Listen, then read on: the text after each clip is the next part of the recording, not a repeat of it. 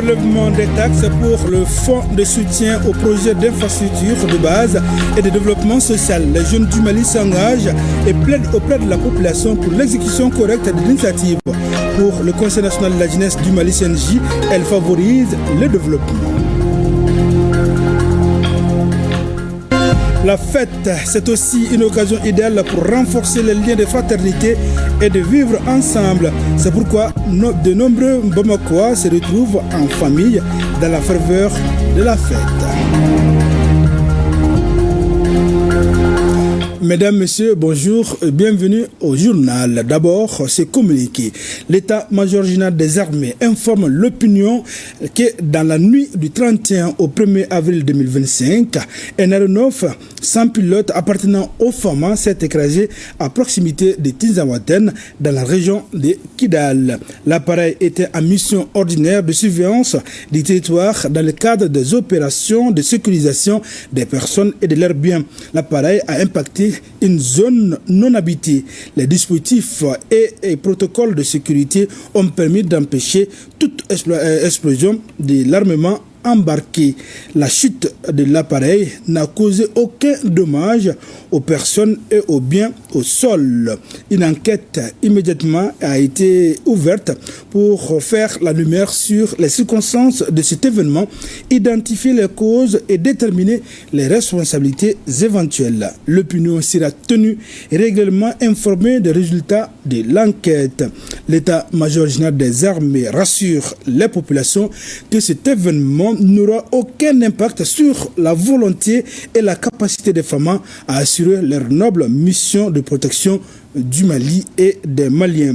L'état-major général des armées réitère sa gratitude aux populations maliennes pour le soutien massif et constant qu'il apporte aux femmes, ceux qui se battent avec détermination et sacrifient de ce qui leur est de plus cher pour la défense de la patrie. Unis, nous vaincrons. C'est un communiqué signé du chef d'état-major général des armées. Les jeunes du Mali soutiennent l'initiative de prélèvement des taxes pour le fonds de soutien au projet d'infrastructure de base et de développement social. La fêtière de la jeunesse malienne compte organiser des séances de sensibilisation et d'information sur la pratique. C'est là pour expliquer le bien fondé de ces prélèvements. Pour plus de détails, écoutons le président du Conseil national de la jeunesse du Mali, Suri Ibrahima Sissé. Conscient de l'importance de ces infrastructures pour l'avenir du pays et le rôle crucial de la jeunesse dans son développement, le Conseil national de la jeunesse du Mali, CNJ Mali, appelle l'ensemble des jeunes à une prise de conscience collective et à une mobilisation active pour comprendre et accompagner cette initiative. Améliorer les conditions de vie des citoyens à travers des infrastructures modernes et accessibles et réduire les inégalités d'accès aux services de base, notamment dans les zones rurales et périurbaines. Créer des opportunités économiques et sociales en facilitant le développement local. Le CNJ s'engage à mener des campagnes d'information et de sensibilisation dans toutes les régions et dans toutes les structures déconcentrées de l'État.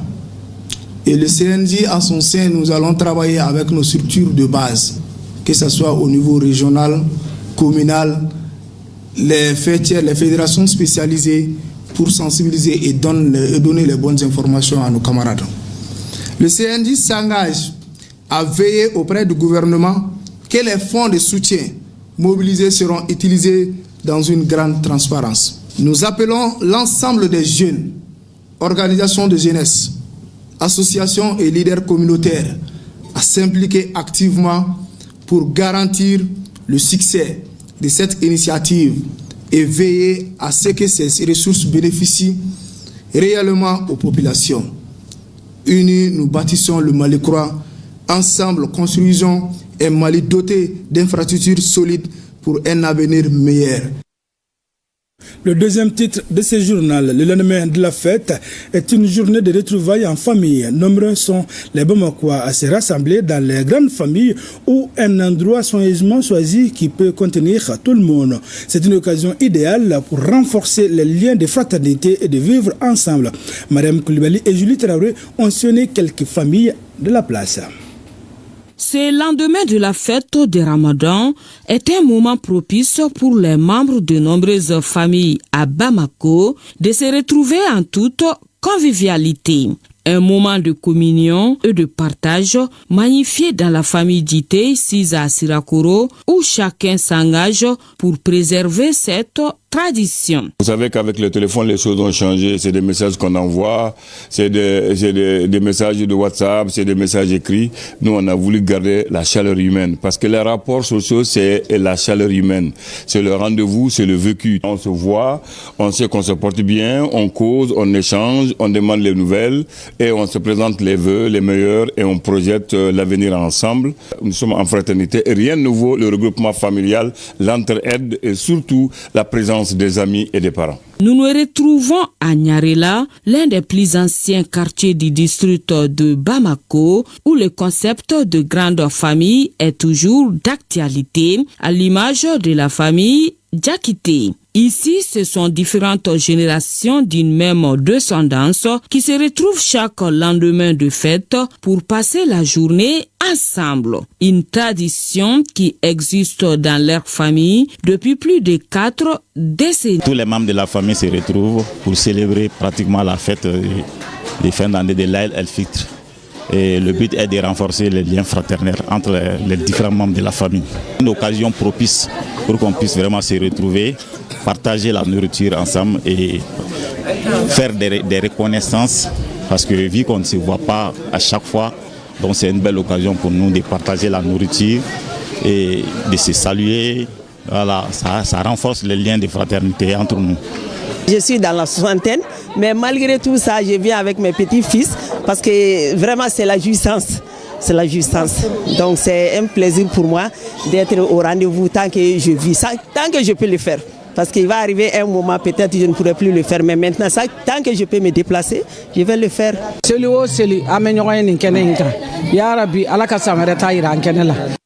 Ces différents rassemblements qui cadrent bien avec les idéaux de la fête et de l'islam demeurent aujourd'hui un pan essentiel pour la sauvegarde de la fraternité, du vivre ensemble et de l'unité nationale. Une belle initiative. À présent, écho d'une région à Tombouctou.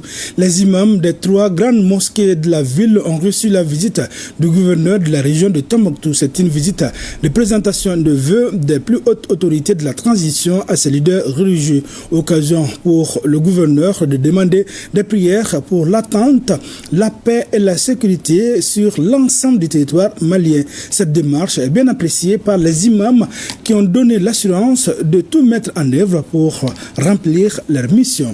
On en sait plus avec Najim Baba Sissé et Maouloud Tandina. En rendant visite aux imams des 3 grandes mosquées de la ville de Tombouctou, cet après-midi du premier jour de l'Eid el-Fitr, le chef de l'exécutif régional est venu présenter des vœux de bonne fête, mais aussi confier des prières aux imams au nom des hautes autorités de la transition, afin d'œuvrer pour la paix sociale et le vivre ensemble dans la région de Tombouctou. Au cours de nos échanges, ils continuent à prodiguer, à faire des bénédictions pour les pays. Et à notre tour, nous leur transmettons aussi les salutations et les remerciements des autorités de la transition pour tout ce qu'ils font au quotidien pour la paix sociale, pour le retour de la paix, pour le retour du vivre ensemble et de la cohésion sociale au Mali, pour la cohésion sociale dans la région de Tombouctou. Ils ont marqué leur disponibilité, comme d'habitude, à accompagner les autorités de la transition. Cette délégation du gouverneur, composée des membres de son cabinet et des responsables régionaux, veut respecter une vieille tradition, dont les imams apprécient la continuité et rassurent les visiteurs de jouer leur partition. Si les autorités viennent ici pour prendre des conseils, des bénédictions, c'est normal. c'est purement religieux. C'est capital. Parce que nous savons que le pays est confié aux autorités administratives, aux autorités religieuses. Si les deux autorités se mettent ensemble pour travailler ensemble, pour se donner conseil, pour aller ensemble, nous pensons que cela va donner tache d'huile. Cela peut nous ramener ce que nous cherchons, Inch'Allah. Et nous prions que cela se perpétue, que cela se perdure, que cela soit chaque année une fois de plus. Au niveau des imams de chaque mosquée, à savoir Sankoré, Djingareber et Sidieya, des fatias et bénédictions ont été formulées pour un Mali émergent et paisible. En troisième région, fin de l'opération de distribution de kits alimentaires aux confessions musulmanes et chrétiennes. L'opération est initiée par les autorités du pays. C'est pour soutenir les familles vulnérables pendant le mois de Ramadan et le temps du carême chrétien. Les détails, c'est avec Urubala Diabaté et Suleiman Bamba. Ils étaient tous présents, leaders communautaires, légitimité traditionnelle, chefs de services régionaux et autorités religieuses autour de la chef de l'exécutif régional à l'occasion de la cérémonie de clôture de l'opération Sungalo Solidarité. Une opération initiée par les plus hautes autorités pour venir en soutien aux couches vulnérables de la société.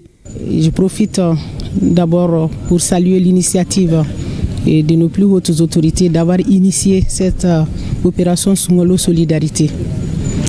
Depuis le lancement, nous n'avons pas arrêté. La région de Sigasso n'a pas arrêté. Chaque jour, on était dans un quartier. Nous avons fait les 19 quartiers et les collectivités territoriales, le conseil régional et la mairie, et la CECIM, et ensuite les chrétiens qui nous ont accompagnés, catholiques et protestants.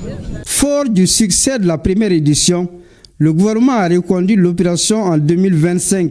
Outre la distribution de kits alimentaires pour la rupture du jeûne, l'opération a aussi permis d'offrir des vivres aux fêtières religieuses musulmanes et chrétiennes. Une initiative à saluer très bien par la communauté musulmane. Voilà, nous remercions le gouvernement pour cette initiative. Ensuite, Kalan nous montre beaucoup de Ramadan. Cela nous montre l'unité qui se trouve au niveau du pays.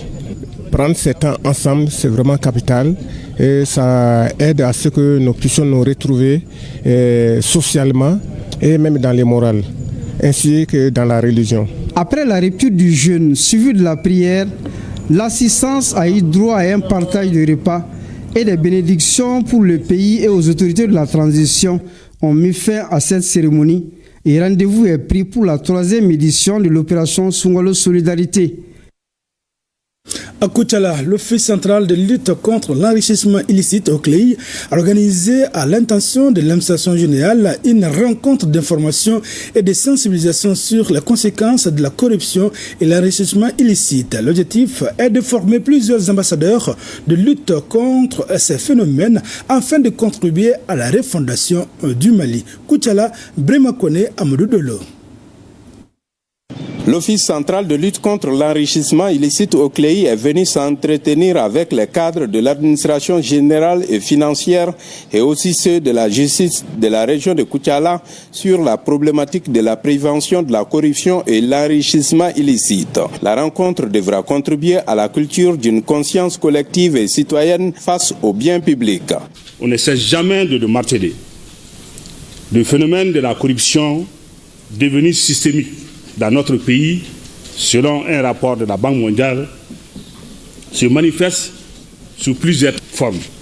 C'est dire que la lutte contre la corruption et l'enrichissement illicite ne doit pas être un slogan, mais plutôt un projet sociétal nécessitant un travail de longue haleine. L'Office central de lutte contre l'enrichissement illicite au CLEI, lui, jouera sa partition. Le gouvernement du Mali a inscrit dans ses politiques la question de la lutte contre la corruption comme un défi majeur à relever. Cela s'est traduit par l'adoption de plusieurs textes législatifs et réglementaires. Malgré tout, des efforts restent à fournir au regard de ce qui suit. Selon une estimation récente de la Commission économique des Nations Unies pour l'Afrique, notre continent perd plus de 50 milliards de dollars par an en raison des flux financiers illicites. Au Mali, selon le président de l'OCLEI, sur la base des rapports des structures de contrôle de l'État, produits de 2005 à 2019, ont fait ressortir une perte estimée à 1266 milliards de francs CFA des suites de détournement de biens publics, de fraude au marché public, de gaspillage et de détournement de biens de l'État. La corruption persiste donc comme un phénomène à l'allure d'une gangrène pour la société tout entière, devra être combattue pour la refondation du Mali. Cela devra passer par la moralisation de l'action publique. À Mopti, une importante quantité de produits périmés d'une valeur de plus de 200 millions de francs CFA a été incinérée. Cette opération a été menée de bout en bout par la direction régionale du commerce, de la consommation et de la concurrence de Mopti. Le point avec Mahmoud Ouedraogo et Suleiman Tapsugui. La commission régionale de destruction et d'incinération des produits et denrées alimentaires avariés et la direction régionale du commerce, de la consommation et de la concurrence de Mopti viennent de procéder à l'incinération des produits avariés saisis. Ces produits ont été saisis lors de nos contrôles de routine concernant la protection du consommateur de 2022 à 2024. Aujourd'hui, comme nous avons reçu les ordonnances de destruction du tribunal et en plus un opérateur nous a saisi par rapport à ces produits périmés qu'il avait dans son magasin et suite à cela nous avons décidé de rapprocher la commission régionale de destruction afin de procéder à la destruction de ces produits aujourd'hui. Ces produits estimés à 49 tonnes de marchandises de plus de 25 millions de francs CFA, détruits en présence des autorités de la région et des membres de la commission de Mopti. Nous sommes là ce matin pour procéder à la destruction effective de ces produits pour que vraiment ces produits ne rentrent pas dans la consommation. Vous voyez, il y a beaucoup de mots que nous constatons actuellement, mais qui sont le fruit de la consommation de ces produits avariés. Et nous demandons aussi à la population et aux autorités à tous les niveaux de veiller vraiment sur ce que nous consommons. Ces produits périmés sont composés de biscuits, de bonbons, de conserves, de légumes, de pâtes alimentaires et plus de 100 000 bouteilles de boissons gazeuses retirées du marché de la commune de Mopti entre 2022 et fin 2024. La dite incinération a eu lieu sur le site de destruction de Barbé dans la commune rurale de Sokoura. Un mot de santé dans ce journal. Dans notre chronique Focus Santé, la rédaction s'intéresse aujourd'hui à la consultation prénatale dite CPN. Cette consultation permet de détecter à temps les pathologies qui peuvent affecter la femme enceinte ou son futur bébé. C'est là afin de prendre des dispositions nécessaires pour l'accouchement. Pendant la CPN, le bilan sanguin et l'échographie sont obligatoires. Focus Santé, une réalisation de Combat Cissé et d'Adama Traoré. Madame Sidibé Sadamele est à sa 3e maternité. Elle est hypertendue, c'est pourquoi elle suit régulièrement toutes les étapes de la consultation prénatale. Je suis à ma 3e consultation. Je trouve que la CPN est très importante, car je souffre de tension artérielle. C'est pourquoi je quitte Irimadio pour aller suivre régulièrement mes consultations. Je détiens les informations nécessaires sur ma santé et cela me met à l'aise. La grossesse suivie par un professionnel de la santé jusqu'à l'accouchement, c'est ce qu'on appelle la consultation prénatale. Dès que la femme se rend compte qu'elle est enceinte, elle doit commencer la CPN. Les avantages de la CPN sont nombreux. Ça permet de détecter les maladies et les complications pendant la grossesse. Et ces consultations aussi permettent de détecter et de traiter les maladies pendant la grossesse. Ça permet de promouvoir la santé. Ensuite, la préparation à l'accouchement. Par jour, on peut consulter une trentaine de femmes au minimum. Après la première visite, la femme ouvre un carnet de santé.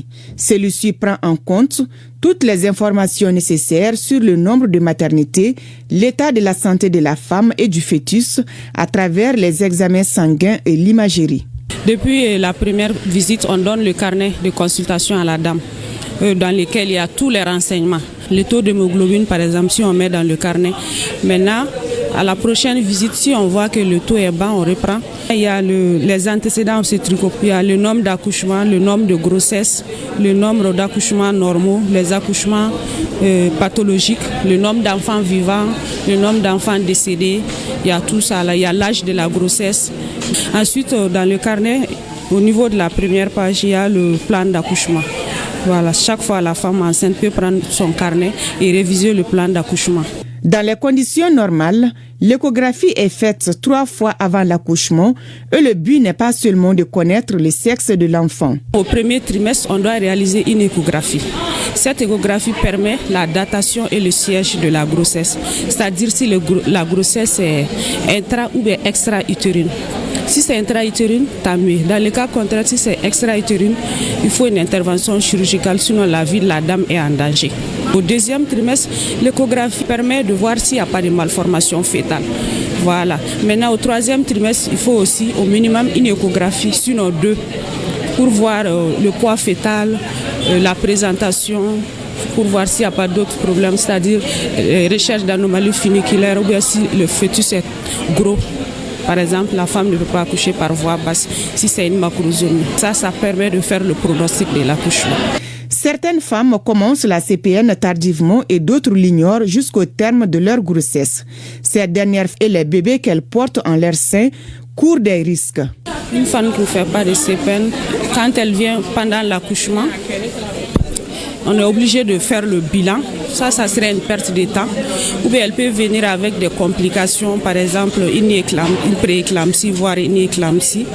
Ou bien il se peut qu'elle a le VIH.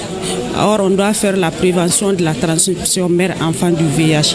Donc, les maladies ne sont pas détectées à temps.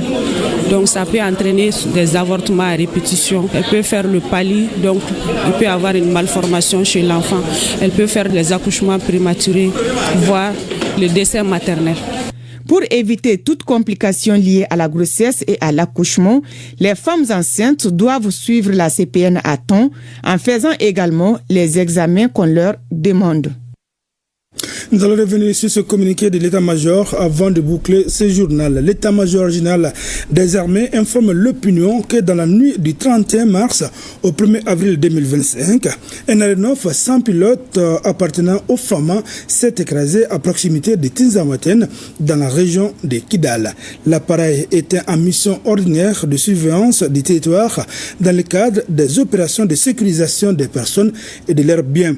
L'appareil a impacté une zone non habitée. Les dispositifs et les protocoles de sécurité ont permis d'empêcher toute explosion de l'armement embarqué. La chute de l'appareil n'a causé aucun dommage aux personnes et aux biens au sol. Une enquête a immédiatement été ouverte pour faire la lumière sur les circonstances de cet événement, identifier les causes et déterminer les responsabilités éventuelles. L'opinion sera tenue et régulièrement informée des résultats de l'enquête. L'état-major original des armées rassure les populations que cet événement n'aura aucun impact sur la volonté et la capacité des femmes à assurer leur noble mission de protection du Mali et des Maliens. L'état-major original des armées réitère sa gratitude au peuple malien pour le soutien massif et constant qu'il apporte aux femmes qui se battent avec détermination et sacrifient ce qui leur est de plus cher pour la défense de la patrie. Unis, nous vaincrons. Ainsi prend fin ce journal. Merci d'avoir été de nôtres. Passez d'excellents moments de télévision en compagnie de nos programmes.